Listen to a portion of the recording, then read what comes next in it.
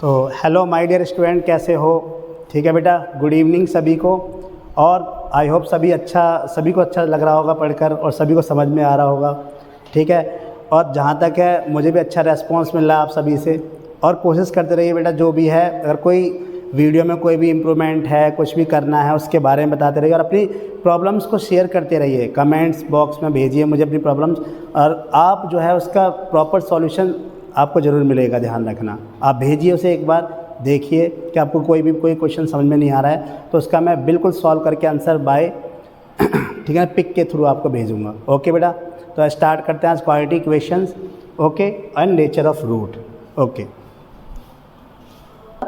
अभी तक हमने देखा था कि जो हमारी क्वाड्रेटिक इक्वेशंस थी, यानी कि क्या थी, ax² प्लस bx+ c, ये जो हमारी क्वाड्रेटिक इक्वेशन थी।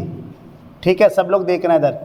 तो क्वाड्रेटिक इक्वेशन हमारी जो है वो क्या थी कि यहाँ पर जो है ना, हम इस क्वाड्रेटिक इक्वेशन को सॉल्व करते थे। ठीक है ना, सॉल्व किस मेथड से करा है अभी तक हमने? Factorisation method. तो मैंने तुम्हें बताया था कि किसी भी क्वाड्रेटिक इक्वेशन को हम दो मेथड से सॉल्व कर सकते हैं, एक तो फैक्टराइजेशन मेथड और एक क्या होगा, क्वाड्रेटिक फॉर्मूला। ठीक है ना। अब लेकिन दिक्कत ये आई कि जब हम क्वाड्रेटिक फॉर्मूले को बार बार यूज कर रहे थे ना, तो ये पता होना चाहिए पहली बार तो कि हमें ये क्वाड्रेटिक इक्वेशन सॉल्व हो भी पाएगी या नहीं हो पाएगी। ठीक है, क्या होगा, क्वाड्रेटिक इक्वेशन सॉल्व हो भी पाएगी या नहीं हो पाएगी। अब इसका मतलब यह है किसी क्वाड्रेटिक इक्वेशन को सॉल्व करने के लिए या उसके रूट्स का पता लगाने के लिए हमारे पास आया एक डी। यानी सिंपल सी बात है, हम ये कह सकते हैं कि हमें इसके रूट्स का पता होना चाहिए कि रूट्स कैसे होंगे। मान लो रूट्स का नेचर कैसा होगा, नेचर ऑफ रूट्स। ठीक है ना, इसके रूट्स होंगे दो, कौन कौन से होंगे वो? एक तो होगा अल्फ़ा और एक क्या हो जाएगा, बीटा। इसके दो रूट्स होते हैं, जैसे हिंदी में बोलते हैं मूल। क्या बोलते हैं? मूल। ठीक है, दो मूल्स होते हैं। अब हमें यहाँ से पता करना था कि इस मतलब इस इक्वेशंस के जो रूट्स निकलेंगे वो कैसे होंगे। ठीक है ना, वो निकालने लायक है भी हैं या फिर नहीं निकलेंगे, ऐसा कुछ होगा कि नहीं होगा। ठीक है ना, तो हम अब ये देखो, हम मान लो इक्वेशन को सॉल्व कर लें, हम मेहनत करके इसे आगे सॉल्व कर लें फॉर्मूला वगैरह लगा के, और लास्ट में पता लगता है कि इसके रूट्स आ ही नहीं रहे जो हम चाहते थे, यानी रियल रूट्स हमें मिले ही नहीं। ठीक है ना, तो उस चीज़ से बचने के लिए, जैसे हमने थर्ड चैप्टर में देखा था कि अगर किसी इक्वेशन को सॉल्व करने से अगर मान लो पता लगा उसका सॉल्यूशन आ ही नहीं रहा, तो उससे बचने के लिए हम क्या करते थे, उनके कोफिशिएंट्स को कंपेयर करते थे। तो अब यहाँ पर क्या करेंगे, अब यहाँ हमारे सामने एक सवाल उठा, अब यहाँ एक आया डिस्क्रिमिनेशन। क्या बोलते हैं उसे? डी। क्या बोलते हैं? डिस्क्रिमिनेशन। डिस्क्रिमिनेशन। ठीक है, इसे बोलते हैं डिस्क्रिमिनेशन, डी। अब ये डी क्या है? ये डी एक ऐसा अल्ट्रासाउंड है, सीधी सी मान लो, एक डी एक ऐसा अल्ट्रासाउंड है, एक ऐसी मशीन है जो कि इसको क्या करेगी, स्कैन करेगी। ठीक है ना, और इसको स्कैन करने के बाद ये बताएगी कि रूट्स हमारे कैसे होंगे। ये ध्यान रखना। ठीक है ना, कि डी क्या है, एक स्कैनर है, एक तरह से क्या अल्ट्रासाउंड है हमारा। यानी इस इक्वेशन को सॉल्व करेगी, इक्वेशन को स्कैन करेगी और ये बताएगी कि जो आने वाले रूट्स हैं वो कैसे होंगे।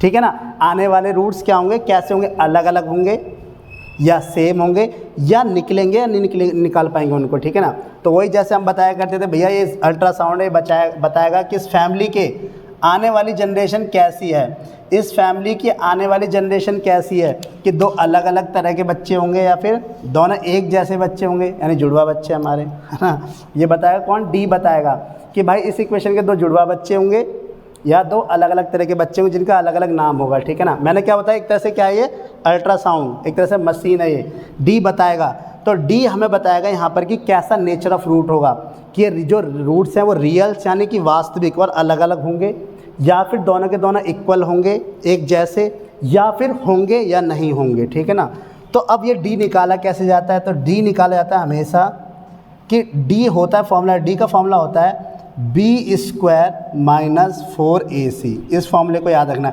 इस फॉर्मूले पे बहुत सारे क्वेश्चंस बनते हैं, k की वैल्यू निकालने वाले। ठीक है ना, a की वैल्यू निकालने, सब चीज़ें। तो d बराबर एक फॉर्मूला होता है, इसको इंपॉर्टेंट बता रहा हूँ, ये फॉर्मूला बहुत इंपॉर्टेंट होता है, ध्यान रखना। d बराबर होता है b² - 4ac।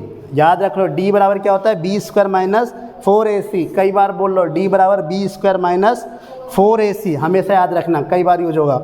अब कहोगे सर ये बताएगा कैसे हमें कि नेचर ऑफ रूट कैसा होगा, यानी कि इन जो प्रकृति है, इन मूलों की प्रकृति को कैसे पता लगे कि दोनों अलग अलग भाई होंगे या दोनों एक जैसे भाई होंगे या दोनों कैसे होंगे, मतलब ठीक है ना, अलग अलग होंगे या फिर जुड़वा होंगे। तो अब सबसे पहला केस आता है, पहला केस फर्स्ट ध्यान रखना।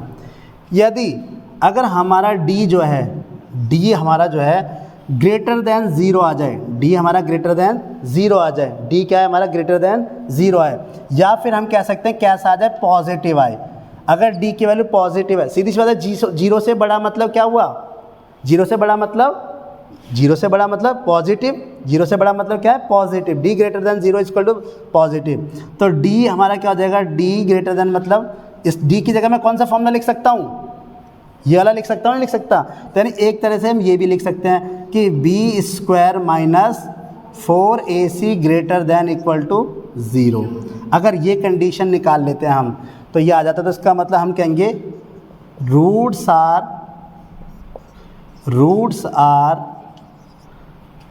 रियल एंड डिस्टिंक्ट, ठीक है ना, roots are real and distinct. मुबारक हो, दोनों अलग अलग बच्चे पैदा हुए हैं, मतलब अलग अलग बच्चे क्या मतलब अलग अलग तरह के जैसे भी हैं, ठीक है ना। तो roots are real and distinct. दूसरा केस आएगा हमारा यहाँ पर,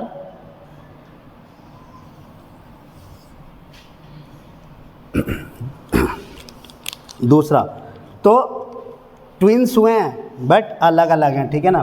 तो केस फर्स्ट हो गया। दूसरा केस ये होगा जो बहुत इंपॉर्टेंट है, दूसरा केस ये ध्यान रखना, इस पे क्वेश्चंस भी बनते हैं कि अगर मान लो हमारा डी जो है, डी बराबर क्या हो जाए अब 0 के, डी बराबर क्या आ जाए 0 के, या मैं बोल सकता हूँ कि b² माइनस 4ac बराबर क्या आ जाए 0 के। तो हमारी कंडीशंस क्या होगी, यानी कि इसके बारे में हम क्या बोल सकते हैं, अगर हमारा डी बराबर 0 निकल आया, डी बराबर 0 निकल आया तो भैया कॉन्ग्रेचुलेशंस, जुड़वा बच्चे पैदा हुए हैं। रूट्स आर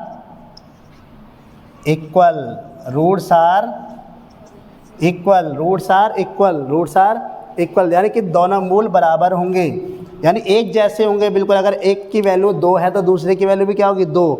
और यहाँ पर क्या था, यहाँ पे अगर एक की वैल्यू 2 है तो दूसरे की क्या आएगी 3 आएगी, 4 आएगी, 5 कुछ भी हो सकती है, ठीक है ना, ध्यान रखना 1/2 3 कुछ भी हो सकता है। तीसरा केस बचता है हमारे पास, अगर d less than 0 means d negative आ जाए, नेगेटिव यानी d की वैल्यू माइनस में आए, d की वैल्यू -2 -3 -1 इस तरह से, या फिर मैं कह सकता हूँ इस तरह से कि b² minus 4ac less than 0। तो ऐसे केसेस में क्या होगा, क्या हम बोलेंगे रूट्स आर नॉट रियल, यानी कि बड़ी दुखद घटना है कि कोई सॉल्यूशन नहीं निकलने वाले हैं, ठीक है ना, यानी कुछ नहीं होने वाला है, अल्ट्रासाउंड ने बता दिया, ठीक है। रूट्स आर नॉट रियल, यानी कि जो हमारे मूल हैं वो वास्तविक नहीं होंगे। यहाँ से इमेजनरी रूट्स निकलेंगे, अभी इमेजनरी कॉन्सेप्ट तो हम 11th में जाके पढ़ेंगे, ठीक है ना।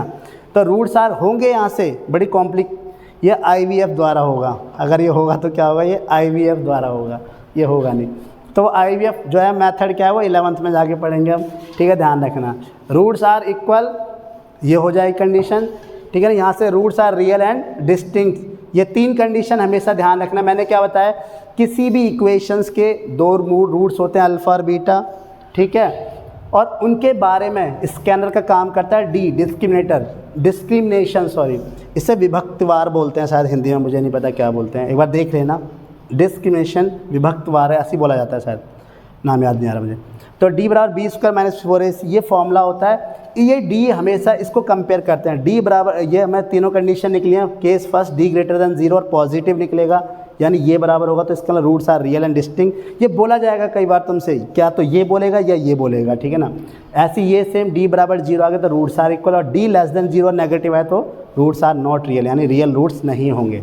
तो ये हमारा नेचर ऑफ रूट्स के बारे में बताया था, ठीक है ना। क्या बताए, नेचर ऑफ रूट्स, किसके बारे में, नेचर ऑफ रूट्स, ये हमारा टॉपिक था, नेचर ऑफ रूट्स।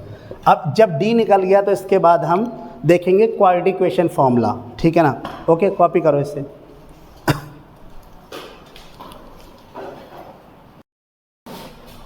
देखो अब तुम्हारे लिए एक ब्रह्मास्त्र आने वाला है। कुछ बच्चों से ना फैक्टराइजेशन मेथड होता नहीं है, कई बार जो है गुणनखंड विधि से वो सॉल्व नहीं कर पाते हैं भाई।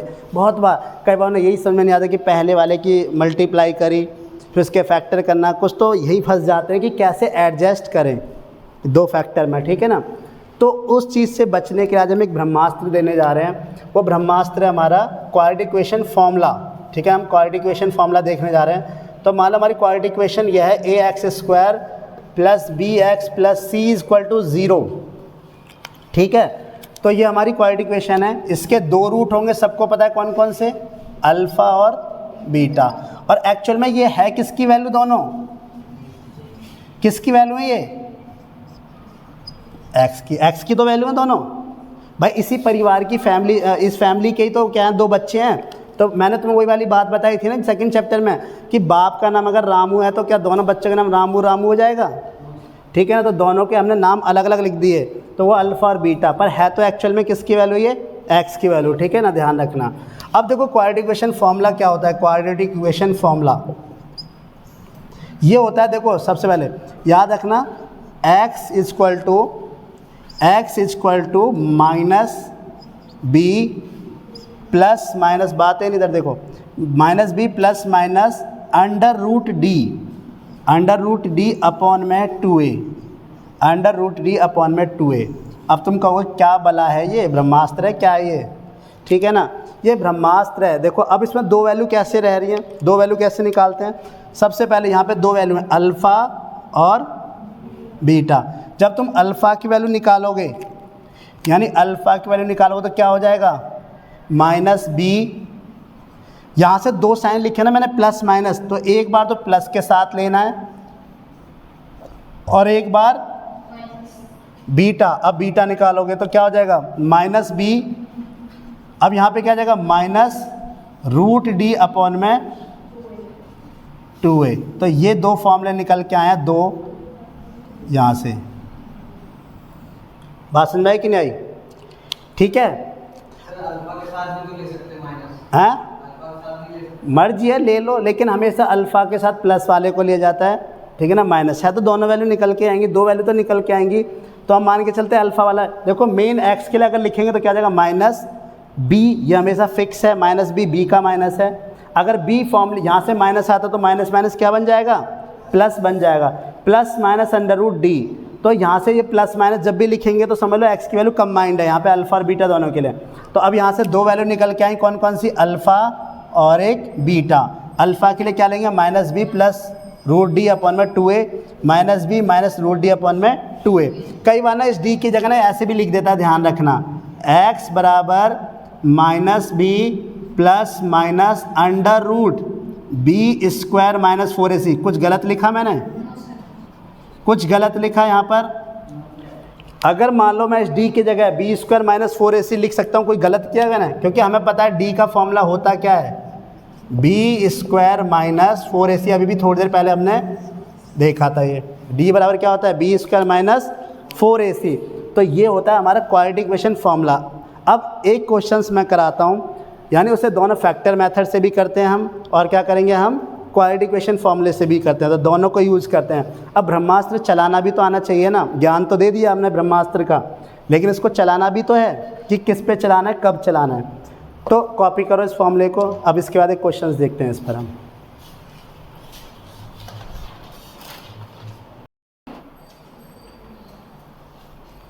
इधर देखो बेटा, फर्स्ट का थर्ड क्वेश्चन देखते हैं, एक्सरसाइज 4.3 जो हमारी ओल्ड वर्जन वाली बुक है उसका देखते हैं। क्या दे रखा है, 4x स्क्वायर। इसको हम दोनों मेथड से देखेंगे, फैक्टराइजेशन मेथड और क्वाड्रेटिक इक्वेशन फॉर्मूला। तो 4x square plus 4 root 3x, क्या था आगे, प्लस 3 इज इक्वल टू 0, ठीक है ना।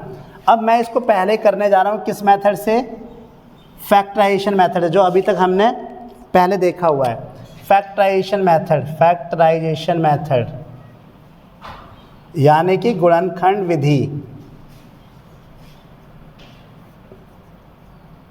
ठीक है भाई।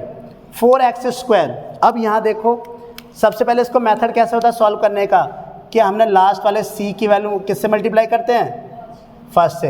तो 4 3 जा कितना हुआ 12, 4 3 जा हमारा हुआ 12, क्या हुआ 4 3 जा 12। अब जब 4 3 जा 12 हुआ तो इसके फैक्टर करेंगे हम, क्या हो जाएगा 4 3 जा 12, 4 3 जा 12, ये हुआ कि नहीं हुआ, बात समझ में आई कि नहीं। अब देखो यहाँ पर क्या है 4√3, यानी प्लस करके मुझे क्या लेके आना है 4√3। अब मेन प्रॉब्लम तो यही आती है ना हमेशा कि रूट वाली वैल्यू कैसे लेके आएँ। तो अब जब कभी मैंने बताया तुम्हें कि जब कभी रूट वाली वैल्यू आ जाए और यहाँ पर हमें 3 है तो इसको स्प्लिट कर दिया करो 2 में। कैसे कैसे, यानी इसे हम क्या लिख सकते हैं √3 और इसे √3 लिख सकते हैं 2 बार में। भाई किसी भी नंबर को हम ऐसे लिख सकते हैं √3 × √3। तो यानी कि अगर कोई सीधा साधा नंबर है तो उसे हम किस में 2 रूट में ब्रेक कर सकते हैं। तो यानी हमारे पास कितने √3 हो गए 2 √3। अब मुझे प्लस करके 4 √3 लाना है, इस 2 को 4 को ब्रेक कर दूं, 2 और 2 है कि नहीं, जल्दी बताओ। इस 4 को ब्रेक कर दिया, 2 × 2 लिख सकता हूँ 4 को, इस 2 को इस √3 के पास पहुँचा दिया, इस 2 को इस √3 के पास पहुँचा दिया। ये क्या हुआ 2 √3 और ये भी क्या हो गया 2 √3, और 2 √3 और 2 √3 मिलकर क्या बन जाएंगे, हुआ कि नहीं हुआ। तो कैसे पहचानते हैं, पहले जो भी रूट में होता है ना उसको देखा करो, अकेला नंबर बचा है कि नहीं बचा, उसको क्या करो दोनों में पार्ट करो, यानी रूट में पार्ट कर दो उसको। क्योंकि हमें पता है कोई भी सिंपल नेचुरल नंबर को हम रूट में अगर मल्टीप्लाई करते हैं तो नंबर क्या आ जाता है परफेक्ट स्क्वायर के रूप में बाहर आ जाता है, ठीक है ना। तो अब यहाँ पर 4 है तो 2 × 2 होगा, तो 2 को एक √3 के पास भेजा और एक 2 को √3 के पास भेजा, तो 2 और 2 मिलकर क्या बना 4√3 बना कि नहीं बना। तो इसको सॉल्व कैसे करेंगे हम, यहाँ से देखो 4x² प्लस यहाँ से हमने क्या उठाया 2 √3, क्या उठाया 2 √3, x तो जाएगा ही जाएगा साथ में, और यहाँ से भी क्या उठाया हमने 2 √3, क्योंकि मल्टीप्लाई कर रहे हैं ना यहाँ पर तुम दोनों की। तो 2 √3x और यहाँ पे क्या आएगा 3 बराबर 0। अब देखो इन दोनों की मल्टीप्लाई करके देखो, 2 2 जा 4 और √3 की √3 से मल्टीप्लाई होगी तो क्या आ जाएगा 3, तो 4 3 जा क्या हो जाएगा 12 होगा कि नहीं होगा। क्योंकि हमेशा इन दोनों का जोड़ अगर मिडिल वाला सही दे रहा है तो इन दोनों की मल्टीप्लाई भी वही आना चाहिए जो पहले और लास्ट वाले के साथ मल्टीप्लाई करके आना चाहिए था।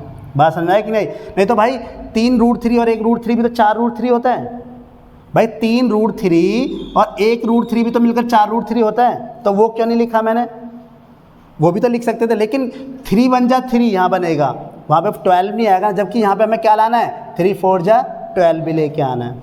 क्यों, कुछ ही समझ में आ रहा है कि नहीं आ रहा ठीक है। तो यहाँ पे अब हमें कॉमन निकालना है, इन दोनों के बीच में क्या आएगा कॉमन, देखो 2 तो निकलना ही निकलना और एक x निकलेगा, तो क्या आ जाएगा 2x, तो क्या बचा 2x प्लस √3, और यहाँ पे भी क्या बचा, देखो मैंने क्या था जो चीज़ यहाँ होती है वो यहाँ उतार दिया करो, 2x प्लस √3, 2x प्लस √3।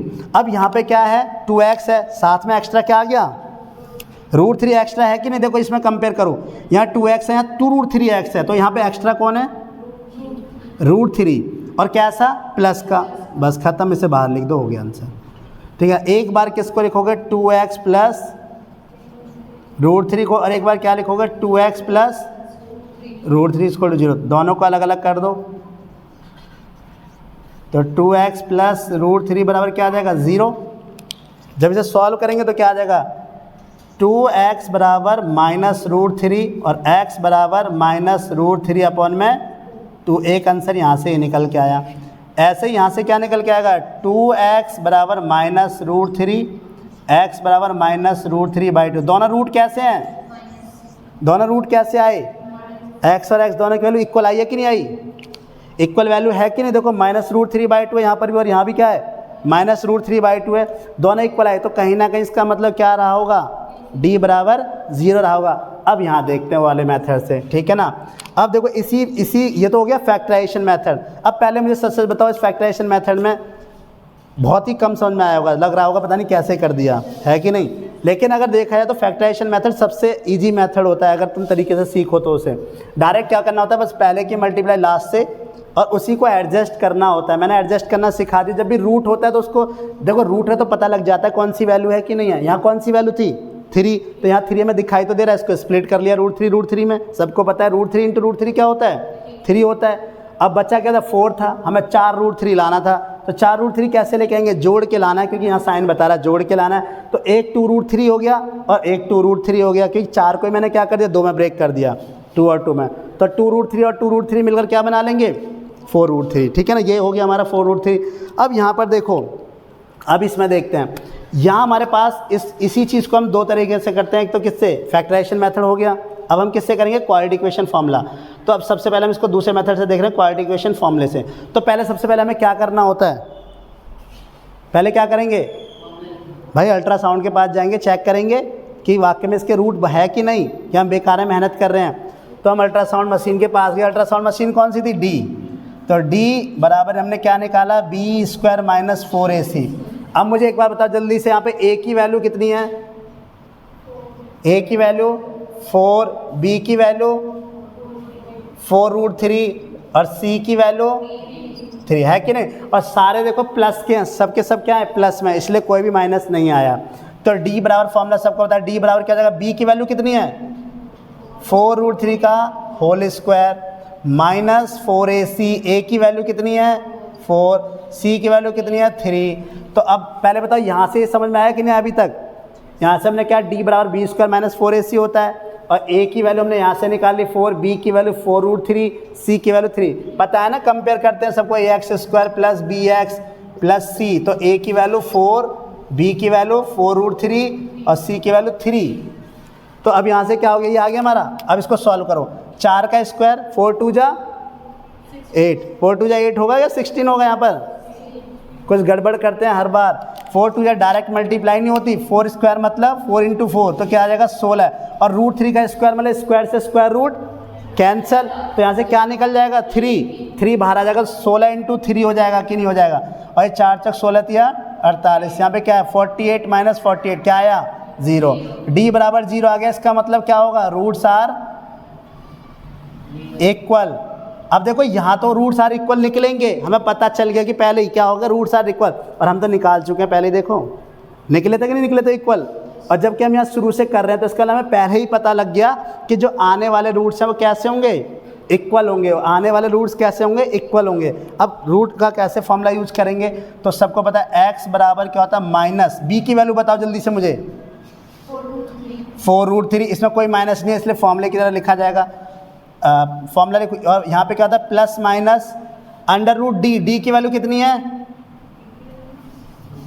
0, तो इस 0 का कोई मतलब नहीं रहा। और नीचे क्या आ गया 2a, a की वैल्यू कितनी है 4। अब देखो x बराबर क्या आ गया, यानी ये वाला पार्ट खत्म पूरा का पूरा। तो एक बार क्या करेंगे, माइनस 4√3, 2 4 जा 8, प्लस माइनस 0 हो गया कि नहीं हो गया।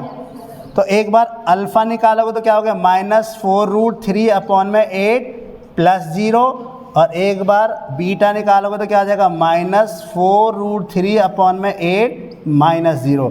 इनका कोई मतलब है क्या, माइनस और प्लस का कोई मतलब नहीं है। अगर किसी चीज़ में 0 जोड़ोगे तब भी कोई मतलब नहीं है, माइनस करोगे तब भी कोई मतलब नहीं। तो यानी 4 1 जा 4, 4 2 जा 8, तो अल्फ़ा की वैल्यू क्या आ गई, माइनस √3/2 यहाँ से आ गई। और बीटा की वैल्यू भी सेम, 4 1 जा 4, 4 2 जा 8, तो क्या आ जाएगी, माइनस √3/2। अब मुझे बताओ कि है कि नहीं ईजी वाला, क्वाड्रेटिक इक्वेशन फॉर्मूला लगाना यूज है कि नहीं। लेकिन जिनको अगर फैक्टराइजेशन मेथड समझ में आता है उनके लिए ईजी नहीं है, उनको लगेगा यार क्यों इतना झंझट करो, सीधे सीधे फैक्टर करो, और फैक्टर करके क्या कर दो, एक कॉमन निकाल के डायरेक्ट आंसर निकालो। लेकिन पेपर में ध्यान रखना, अगर वर्ड्स प्रॉब्लम आएंगी हमेशा तो आप फैक्टराइजेशन मेथड से कर लेना, ठीक है ना, जिसको आता है अच्छे से वो इसको यूज़ करना। और क्योंकि अगर वो कभी भी ये नाम से नहीं देता, बाय नेम नहीं देगा कि आपको क्वाड्रेटिक इक्वेशन फार्मूला यूज़ करके करना। लेकिन हाँ, किसी क्वेश्चन में अगर वो कह देता है कि यूजिंग क्वाड्रेटिक इक्वेशन फार्मूला, तभी आप उसको उस फार्मूले से सॉल्व करोगे। अदरवाइज यू हैव 2 चॉइस, है ना, कौन कौन सी, एक तो फैक्टराइजेशन मेथड एंड दूसरी क्वाड्रेटिक इक्वेशन फार्मूला। बात समझ में आई कि नहीं आई। अब दोनों भाई योर चॉइस है, तुम्हारी चॉइस है कि तुम किसको यूज करना चाहते हो, इसको यूज करना चाहते हो या फिर इसको यूज करना चाहते हो। मैंने दोनों मेथड बता दिया, जिसको ये ईजी लग रहा है वहाँ कुछ नहीं लिखा हुआ तो इसको यूज करना, अगर जिसको ये यूज करना है इसको ये यूज कर लो, बाकी तो सारे यही यूज करते हैं, ठीक है ना, दोनों में से जो भी है। ओके बेटा, कॉपी करो।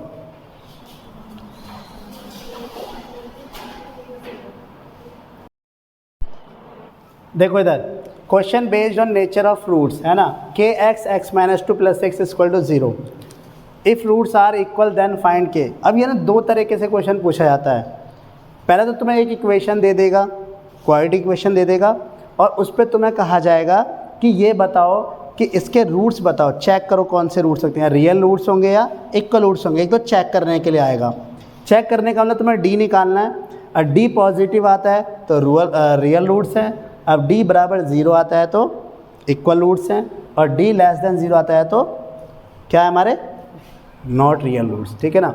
लेकिन कभी कभी दूसरे टाइप का क्वेश्चन क्या पूछा जाता है, दूसरे टाइप का क्वेश्चन ये पूछा जाता है कि तुम्हें बताएगा खुद वो, पहले से तुमसे कहा जाएगा, तुमसे क्या कहेगा, तुमसे कहेगा कि रूट्स आर इक्वल, क्या बोलेगा, रूट्स आर इक्वल, तुमसे बोल दिया उसने, क्वेश्चन में बता दिया रूट्स आर इक्वल हैं, इसके रूट्स इक्वल हैं, ठीक है ना, बता दिया भैया जुड़वा बच्चे होने वाले हैं, पहले ही बोल दिया उसने, ठीक है, जुड़वा बच्चे होने वाले हैं, मुबारकबाद, ठीक है ना, लड्डू खिला दो हमें, ठीक है, उसने बता दिया।